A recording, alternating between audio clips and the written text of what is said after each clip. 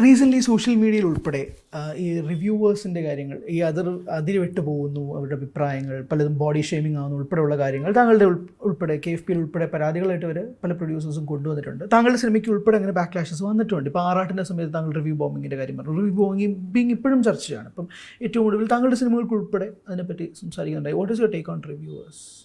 അല്ല, അതിന് നമ്മൾ റിവ്യൂ പാടില്ല എന്നൊന്നും പറയാൻ പറ്റില്ലല്ലോ. എങ്ങനെയാണ് പറയാൻ പറ്റുന്നത്? അത് ഒരു കാണുന്ന ആളുടെ അവകാശത്തിൽപ്പെടുന്ന ഒരു സംഗതിയല്ലേ. അതിനകത്ത് പിന്നെ അത് എങ്ങനെ ചെയ്യണമെന്നുള്ളത് ഓരോരുത്തരുടെ മനോധർമ്മമാണ് അത് തീരുമാനിക്കേണ്ടത് എങ്ങനെയാണെന്നുള്ളത്. പിന്നെ അതിനകത്ത് വെസ്റ്റഡ് ഇൻട്രസ്റ്റ് ഉണ്ടോ, അങ്ങനെ താല്പര്യമുണ്ടോ എന്ന് ചോദിച്ചാൽ ഈ എല്ലാ റിവ്യൂവിൻ്റെ അടുത്തും എല്ലാ വിമർശനവും ഒരു സെറ്റ് ധാരണകൾക്ക് മുകളിലാണ് നടക്കുന്നത്. ആ പണി നന്നായി ചെയ്തിട്ടുള്ള ഒരാളാണ് ഞാൻ, അതുകൊണ്ടാണ് ഞാനത് പറയുന്നത്. അപ്പം നമുക്ക് കൃത്യമായിട്ടും സിനിമയെക്കുറിച്ചാണെങ്കിലും ആളുകളെക്കുറിച്ചാണെങ്കിലും ചില ധാരണകളുണ്ട്. ആ ധാരണകളുടെ മുകളിലാണ് നമ്മൾ പലപ്പോഴും സംഭവിക്കുന്നത്. അപ്പോൾ അത് നമുക്ക് നിഷ്പക്ഷം എന്നൊന്നും പറയാനായിട്ട് അങ്ങനെ ഒരു സംഗതി ഇല്ല. നമ്മുടെ ബോധ്യം പറയുക എന്നുള്ളതാണ്. ബോഡി ഷെയിം ചെയ്യണോ വേണ്ടോ എന്നൊക്കെ ഉള്ളത് ഓരോരുത്തരുടെ തീരുമാനത്തിൻ്റെ ഭാഗമാണ്. ഞാൻ അതിനൊന്നും എതിരെയല്ല, മനസ്സിലായോ? നമുക്കത് നമ്മുടെ കാര്യവുമല്ല. നമ്മളതിനെക്കുറിച്ച് ബേജാറായിട്ടും കാര്യമില്ല. ഇപ്പം നമ്മുടെ ഈ ഇൻ്റർവ്യൂ നിങ്ങൾ അപ്ലോഡ് ചെയ്യുമ്പോൾ താഴെ വരുന്ന കമൻറ്റുകൾ എന്തായിരിക്കും? ഇത് മുഴുവൻ കേട്ടിട്ടൊന്നും ആയിരിക്കില്ലല്ലോ പറയുന്നത്. മുൻവിധികളോടുള്ള കമൻറ്റുകളുണ്ടാവാം എന്നുള്ളത്. പക്ഷെ അതൊന്നും നമ്മൾ അതിനോടൊന്നും ക്വാറൽ ചെയ്തിട്ട് കാര്യമില്ല. നമ്മൾ സിനിമയുടെ മുമ്പോട്ടുള്ള പോക്കിൽ സാങ്കേതിക വിദ്യയും ഇതും ഇപ്പോൾ ടൈമാണല്ലോ. ഇപ്പോൾ ഇൻസ്റ്റൻറ്റ് എന്ന് പറയുന്നത് നിങ്ങൾ വൈകുന്തോറും നിങ്ങളുടെ പ്രസക്തി കുറഞ്ഞു വരികയാണ്. ബി ഓൺ ടൈം എന്നുള്ളതാണ് മനുഷ്യൻ്റെ ഒരു അവസ്ഥ എന്ന് പറഞ്ഞാൽ you are always already late എന്നുള്ളതാണ് ഇപ്പോൾ അവസ്ഥ. ആർക്കും ഓൺ ടൈം ആവാൻ പറ്റുന്നില്ല. എന്തൊക്കെ ചെയ്തിട്ടും ഓൺ ടൈം ആവാൻ പറ്റുന്നില്ല എന്നുള്ളതാണ്. അപ്പോൾ നമ്മൾ ആ വൈകൽ കുറയ്ക്കാനായിരിക്കും റിവ്യൂവേഴ്സ് നോക്കുന്നത്. ഈ വൈകൽ കൂട്ടാനാണ് നിർമ്മാതാക്കൾ നോക്കുന്നത്. അപ്പോൾ ഇതിനകത്ത് സംഗതി എന്താണെന്ന് വെച്ച് കഴിഞ്ഞാൽ, നമ്മൾ പണ്ടൊക്കെ സിനിമ കാണുമ്പോൾ ആളുകൾ അങ്ങോട്ടും ഇങ്ങോട്ടുമൊക്കെ സംസാരിച്ചിട്ടായിരിക്കും ഒരു സിനിമയെക്കുറിച്ചൊരു ധാരണയൊക്കെ ഉണ്ടാകുന്നത്. ഇപ്പം നമുക്ക് ഒരുപാട് ഉപാധികളുണ്ട് അതിനകത്ത്. അപ്പോൾ അത്തരത്തിലുള്ള ഒരു സംഗതി സൃഷ്ടിക്കപ്പെടുമ്പോൾ ഒരുപക്ഷെ കാണണമെന്ന് വിചാരിക്കുന്ന ചില സിനിമ നമ്മൾ കാണാതെ പോകും.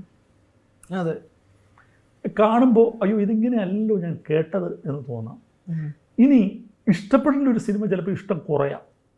കാരണം നിങ്ങൾ കുറച്ചുകൂടി പ്രീസെറ്റായിട്ട് വന്നിരിക്കും. അപ്പോൾ കുറച്ച് അധികം ലെയറുകളിലൂടെയാണ് നമ്മുടെ കാഴ്ച നടക്കുന്നത്.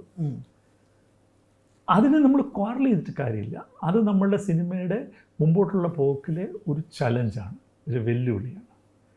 ആ വെല്ലുവിളി അഡ്രസ്സ് ചെയ്ത് പോകാൻ പറ്റുള്ളൂ. പക്ഷേ ഇതെങ്ങനെ നമുക്കിതൊന്ന് സോർട്ട് ചെയ്യാൻ പറ്റുക? അത് ഞാൻ എപ്പോഴും ആലോചിക്കാറുണ്ട്. പക്ഷേ എനിക്ക് ഉത്തരം കിട്ടാറില്ല. കാരണം സോഷ്യൽ മീഡിയ ഒന്നും കാര്യമൊന്നും തടയാനും പറ്റത്തില്ല. പക്ഷേ പ്രൊഡ്യൂസേഴ്സ് പറയുന്നത് ഒരു ബ്രീത്തിങ് സ്പേസ് വേണം, ഒരു 3 days അല്ലെങ്കിൽ ഒരു വീക്കെൻഡ്, ഫ്രൈഡേ സാറ്റർഡേ സൺഡേ കഴിഞ്ഞിട്ട് നിങ്ങൾ മൺഡേ തൊട്ട് റിവ്യൂ ചെയ്തു. Is it possible? അങ്ങനെ പണ്ട് ഇന്ത്യ വിഷൻ ഉണ്ടായപ്പോൾ മനീഷ് നാരായണൻ്റെ ഒരു ബോക്സ് ഓഫീസ് ഉണ്ടായിരുന്നു. അത് എനിക്കൊന്നും അയാൾ ശനിയും ഞായറും എന്തുവായിരുന്നു 2 ദിവസത്തെ ഗ്യാപ്പ് ഉണ്ടായിരുന്നു. പക്ഷെ അതിൽ അഫക്റ്റഡ് ആയിട്ടുള്ള എത്രയോ പേരുണ്ടായിരുന്നു, സംവിധായകരുണ്ടായിരുന്നു, ആളുകൾ വെയിറ്റ് ചെയ്യായിരുന്നു പ്രോഗ്രാം കാണാൻ. അപ്പോൾ അത് നമുക്ക് അത്തരം ആഗ്രഹങ്ങൾ പറയാമെന്നല്ലാതെ അത് എത്രത്തോളം പ്രായോഗികമാവും എന്നെനിക്കറിയില്ല.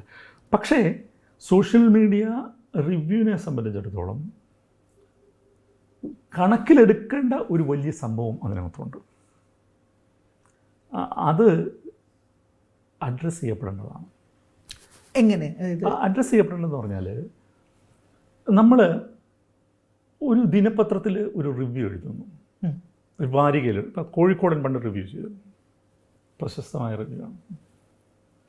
മനോരമയിലോ മാതൃഭൂമിയിലോ ഒക്കെ നിങ്ങൾ റിവ്യൂ ചെയ്യും.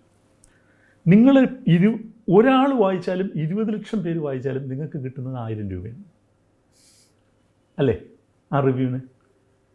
അതെ. മാതൃഭൂമി ആഴ്ചപ്പതിപ്പിൽ എത്രയോ ലേഖനങ്ങൾ ഞാൻ എഴുതിയിട്ടുണ്ട്. എനിക്ക് 750 രൂപ 500 രൂപയാണെന്ന് കിട്ടിക്കൊണ്ടിരുന്നത്. എത്ര പേര് വായിച്ചു? ഈ നിങ്ങളുടെ ലേഖനം 25,000 പേര് വായിച്ചു എന്നുള്ളത് ബാധകമല്ല അല്ലേ? ഇപ്പം ഓൺലൈൻ ജേർണൽസ് ഉണ്ട്, അവിടെ നമ്മൾ എഴുതാറുണ്ട്. ട്രൂ കോപ്പി തിങ്കിലൊക്കെ ഞാൻ എഴുതാറുണ്ട്. അത് എത്ര മില്യൺ ആളുകൾ വായിക്കുന്നുണ്ട്. പക്ഷേ അതിന് പ്രപ്പോർഷനേറ്റായിട്ട് എനിക്കൊരു ബെനിഫിറ്റ് ഇല്ല. റിവ്യൂവർ ഒരു ക്രിട്ടിക്കിനില്ല, ഉണ്ടായിരുന്നില്ല. ഇവിടെ സംഭവിക്കുന്നത് എന്താ? വ്യൂവേഴ്സ് അനുസരിച്ച് നിങ്ങൾ മോണിറ്റൈസ് ചെയ്യാണ്. അപ്പോൾ മോണിറ്റൈസ് ചെയ്യുമ്പോൾ നിങ്ങളുടെ പ്രൈമറി കണ്ടന്റ് ആരുടെയാണ്? അൾട്ടിമേറ്റ്ലി ഇത് സിനിമയാണ്. സിനിമ ഇല്ലെങ്കിൽ നിങ്ങൾക്ക് അത് കിട്ടുമോ? ഇല്ല. അപ്പോൾ അതൊരു ഡെറിവേറ്റീവ് കണ്ടന്റാണ്. അതെ, അല്ലേ? ഒരു ഡെറിവേറ്റീവ് കണ്ടന്റ് മോണിറ്റൈസ് ചെയ്യണമെങ്കിൽ ഈ കണ്ടന്റിന്റെ കോപ്പിറൈറ്റ് ഹോൾഡറുടെ അനുവാദം വേണ്ടേ? ഞാൻ ചോദിക്കുന്നത് കോപ്പിറൈറ്റ് നിയമമാണ് ചോദിക്കുന്നത്. A platform like YouTube or Facebook is paying you for what? For a secondary content which is dependent on a primary content. Okay. ആ പ്രൈമറി കണ്ടന്റിൻ്റെ കോപ്പിറൈറ്റ് ഹോൾഡർ വേറൊരാളാണ്. അയാളുടെ ടൈറ്റിൽ, അയാളുടെ കഥ, അയാളുടെ സിനിമയിൽ അഭിനയിച്ച ആളുകൾ, അവരുടെ കുറവുകൾ, സിനിമയുടെ കുറവുകൾ, ഇതാണ് നിങ്ങളുടെ കണ്ടന്റ്. നിങ്ങൾ അതിനെ മോണിറ്റൈസ് ചെയ്യുക ചെയ്യുന്നു. അപ്പോൾ നിങ്ങൾ വരുമാനം ഉണ്ടാക്കുക ചെയ്യുന്നു. സബ്സിക്വൻ്റ്ലി ഇവിടെ കോപ്പിറൈറ്റ് ഹോൾഡറിന് ഡാമേജും സംഭവിക്കുന്നു. അപ്പോൾ ഞാൻ പറയുന്നത് നിങ്ങൾ റിവ്യൂ ചെയ്യുക, സ്റ്റോപ്പ് മോണിറ്റൈസിങ്. മോണിറ്റൈസേഷൻ വേണ്ടെന്ന്, നിങ്ങൾ റിവ്യൂ ചെയ്യും. നിങ്ങൾ എത്ര ഹാർഷായിട്ട് വേണമെങ്കിൽ റിവ്യൂ ചെയ്യേ,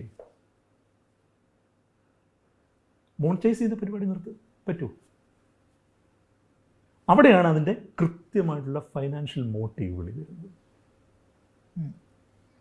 ഐ ഹാവ് എ ഡൗട്ട്. അതോടൊപ്പം തന്നെ ഒരു സജഷനും. അതായത് ആ ആദ്യത്തെ പകുതി എനിക്ക് ഭയങ്കര സ്ട്രൈക്കിംഗ് ആയിരുന്നു. കാരണം നമ്മൾ ഈ ലേഖനം എഴുതുന്നത് എത്ര പേര് കണ്ടാലും ആവില്ല. പക്ഷെ അതെനിക്കൊരു പുതിയ തോട്ടാണ്, ഇപ്പോൾ വന്ന തോട്ടാണ്, ഞാൻ അതിനെപ്പറ്റി ചിന്തിച്ചിട്ടില്ല. That's also great sight. പക്ഷെ ദ ക്വസ്റ്റ്യൻ ഇസ്, ഇതേ പ്രൊഡ്യൂസേഴ്സ് പോസിറ്റീവ് റിവ്യൂ വരുമ്പോൾ കട്ട് ചെയ്ത് പ്രൊമോഷണൽ കണ്ടന്റ് ആക്കി. പ്രൊഡ്യൂസേഴ്സിന്റെ അബറേഷൻസിനെ കുറിച്ചല്ല ഞാൻ സംസാരിക്കുന്നത്. പ്രൊഡ്യൂസേഴ്സ് പോസിറ്റീവ് വരുമ്പോൾ ഇടുകയോ നെഗറ്റീവ് വരുമ്പോൾ കളയുകയോ പോലീസ് കേസ് കൊടുക്കുകയോ മാനനഷ്ട കേസ് കൊടുക്കുകയോ ഒന്നും എൻ്റെ വിഷയമല്ല. ഓക്കെ, നിങ്ങളെ ആരെങ്കിലും പരിഹസിക്കുന്നു, നിങ്ങൾ പോയി മാനനഷ്ട കേസ് കൊടുക്കും.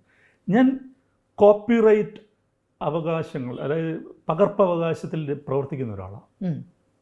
മനസ്സിലായോ? എത്രയോ വർഷമായിട്ട് പ്രവർത്തിക്കുന്ന ഒരാളാണ്. ഇന്ത്യയിലെ എഴുത്തുകാർക്ക്, സിനിമ എഴുത്തുകാർക്ക്, സ്ക്രീൻ പ്ലേ റൈറ്റേഴ്സിന് ഒരു കോപ്പിറൈറ്റ് സൊസൈറ്റി ഉണ്ടാക്കുന്നതിൽ പ്രവർത്തിച്ചിട്ടുള്ള ആളാണ്. ഇപ്പോൾ അത് നടപ്പിൽ വരിക. അപ്പം ഞാൻ ചോദിക്കുന്നത്, എൻ്റേത് വളരെ നിയമപരമായിട്ടുള്ളൊരു ചോദ്യമാണ്. അതിനെന്താ നിങ്ങൾക്ക് പറയാനുള്ളത്?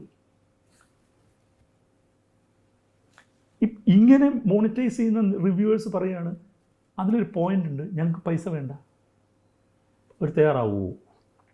കാര്യം അവരുടെ പ്രശ്നം എന്താ? Freedom of expression.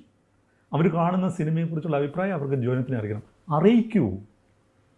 പക്ഷേ ഡോണ്ട് ഗെറ്റ് പെയ്ഡ്, പൈസ വാങ്ങരുത്. Why want to take money out of a primary content? ഇതൊരു നിയമപരമായിട്ടുള്ള സംഗതിയാണ്, ആ രീതിയിൽ അഡ്രസ്സ് ചെയ്യപ്പെടുന്ന സംഗതിയാണ്. I find that valid. പക്ഷേ സ്വാഭാവികമായിട്ടും അപ്പോൾ നിങ്ങൾക്ക് അതുമായിട്ട് ബന്ധപ്പെട്ട് ചർച്ചകൾക്കോ അല്ലെങ്കിൽ അതുമായിട്ട് ഐ തിങ്ക് ഒരു ഇവിടെ കമേഴ്ഷ്യൽ കോർട്ടിലൊരു കേസ് വന്നിട്ടുണ്ട് ഈ രീതിയിൽ. ഓക്കെ, നിങ്ങളിൽ പറയാതെ പോയിരിക്കാം. ഓക്കെ, അപ്പോൾ പോസിറ്റീവ് ആയാലും നെഗറ്റീവ് ആയാലും ഞാൻ പറയുന്നത് റിവ്യൂ ചെയ്യൂ. ഓക്കെ, പോസിറ്റീവ് ഇട്, നിങ്ങൾ അഗ്രസീവ് ആവ്. നിങ്ങൾ എത്തിക്കലി എങ്ങനെ പൈസ ഉണ്ടാക്കും? ഓക്കെ, അതിന് എനിക്കൊരു മറുവാദം. What they can say is, അവരും ചെയ്യുന്നത് അവരുടെ ജോലിയാണ്. എങ്ങനെ ജോലി?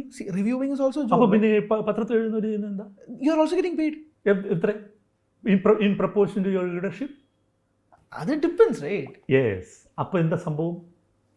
ഇവർ പറയുന്നുണ്ട് നെഗറ്റീവ് റിവ്യൂവിനാണ് ലീഡർഷിപ്പ് കൊടുക്കുന്നത്. അൽഗോറിതം എന്ന് പറയുന്നൊരു സംഗതി ഉണ്ട് ഇതിനകത്ത്. ആളുകളിലേക്ക് എത്തുന്നത് എന്താണ്? അൽഗോറിതമാണ് ഡിസൈഡ് ചെയ്യുന്നത്. It's algorithm driven. അപ്പം നിങ്ങളുടെ റിവ്യൂവിൻ്റെ സ്വഭാവം അനുസരിച്ചാണ് നിങ്ങളുടെ വ്യൂവർഷിപ്പ് വരുന്നത്. ഡെഫിനറ്റ്ലി നിങ്ങൾക്ക് ഇങ്ങനൊരു കണ്ടൻറ്റ്, ഡിജിറ്റൽ കണ്ടന്റ്, ഇപ്പം ഞാൻ ചോദിക്കട്ടെ, ഒരു പാട്ട് യൂട്യൂബിൽ നമ്മൾ യൂസ് ചെയ്യുകയാണെങ്കിൽ എങ്ങനെയാണ് സ്ട്രൈക്ക് കിട്ടുന്നത്? എങ്ങനെ കിട്ടുന്നത്? സ്ട്രൈക്ക് കൊടുക്കും. Same thing. സിനിമ ടൈറ്റിൽ നിങ്ങൾ പറയുന്നു, കഥ പറയുന്നു, അതിൽ കഥാപാത്രങ്ങളെക്കുറിച്ച് പറയുന്നു, അഭിനേതാക്കളെക്കുറിച്ച് പറയുന്നു. പക്ഷെ നമ്മൾ പാട്ടിനെ കുറിച്ച് ഡിസ്ക്രൈബ് ചെയ്യുമ്പോൾ നമുക്ക് കോപ്പിറൈറ്റ് കിട്ടില്ല. ഇങ്ങനെ പാട്ടിടുമ്പോഴാണല്ലോ കോപ്പിറൈറ്റ് കിട്ടുന്നത്, സിനിമ ഇടുമ്പോഴും കോപ്പിറൈറ്റ് കിട്ടും. പാട്ടിനെ പറ്റി ഡിസ്ക്രൈബ് ചെയ്യുമ്പോൾ നമുക്ക് കോപ്പിറൈറ്റ് കിട്ടില്ല. അല്ല, ഞങ്ങൾ പറയുന്നത് ദിസ് ഈസ് എ നരേഷൻ എന്നാണ് പറയുന്നത്. ഞങ്ങൾ പറയുന്നത് എന്താണെന്നറിയാമോ? പാട്ടിനെ കുറിച്ച് ഒരു ഇപ്പം അത്തരം ഒരു റിവ്യൂ ചെയ്ത് നിങ്ങൾ മോണിറ്റൈസ് ചെയ്യുകയാണെങ്കിൽ പാട്ടുകാർക്ക് ഇത് ആർഗ്യൂ ചെയ്യാം.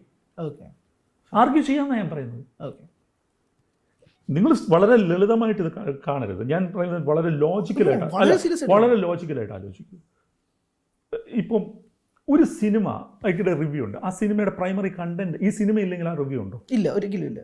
അപ്പോൾ ഇയാൾ ഈ സിനിമ 100 രൂപയോ 200 രൂപ കൊടുത്ത് കണ്ടിട്ട് വന്ന് ഇയാളുടെ സെറ്റപ്പിൽ ഇരുന്നിട്ട് ഇയാളിത് എയർ ചെയ്യാണ്. And you are paid for that. എത്ര വ്യൂവർഷിപ്പ് കൂടുന്നോ സബ്സ്ക്രൈബേഴ്സ് കൂടുന്നോ അതിനനുസരിച്ച് നിങ്ങൾക്ക് ഇത് കിട്ടുകയാണ്. അപ്പം നിങ്ങൾ പാരസൈറ്റാണ് ശരിക്കും.